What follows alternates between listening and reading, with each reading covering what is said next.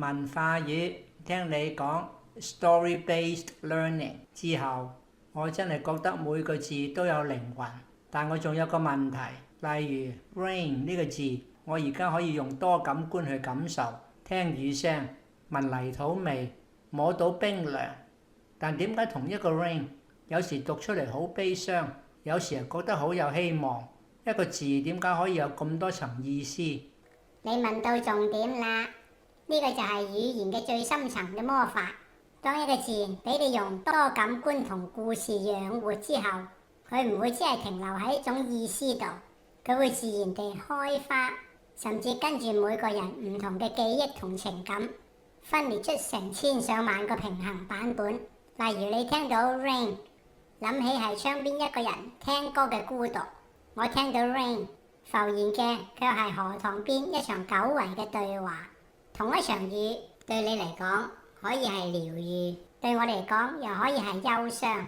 一個字就咁長成一個宇宙，而每種理解都係其中之一個平衡世界。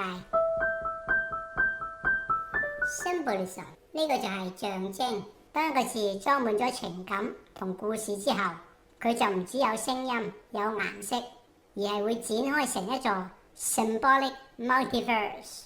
走到呢一步，你嘅語言就真正有咗靈魂。舉個最簡單例子，就用你中意嘅 rain 字面，天空落水，象徵悲傷、眼淚、重生、洗滌、孤獨、希望。咁sun呢？ Exactly， 太陽可以象徵希望、溫暖、生命力、真理。詩人眼中，陽光唔係天氣，而係情感氣候。英文字有一個秘密，越簡單嘅字越深不可測。佢哋就似平衡宇宙咁，由同一個詞根出發，向不同方向分叉。Light 光、輕真理、希望、啟發。Fire 火、熱情、怒氣、毀滅、重生。Water 水、情緒、流動、生命、淨化。每次你用佢，其實都係決定你想打開邊一個宇宙之門。你知唔知點解要學呢樣嘢？因為考試閱讀理解經常有隱藏象徵。嗰個只係其中之一層，真正嘅理由係 symbolism， 讓你睇得見字背後嘅宇宙結構。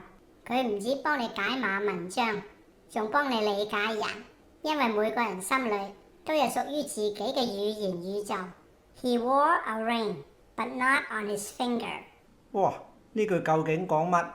字面你以為佢戴住個金屬圈，其實佢講緊約束、承諾、未放下嘅過去、婚姻嘅枷鎖。Symbolism equals vocabulary times emotion times imagination。當你學識打開語言嘅多元宇宙，每一個字都係一扇門，帶你穿越人生、故事，甚至自我。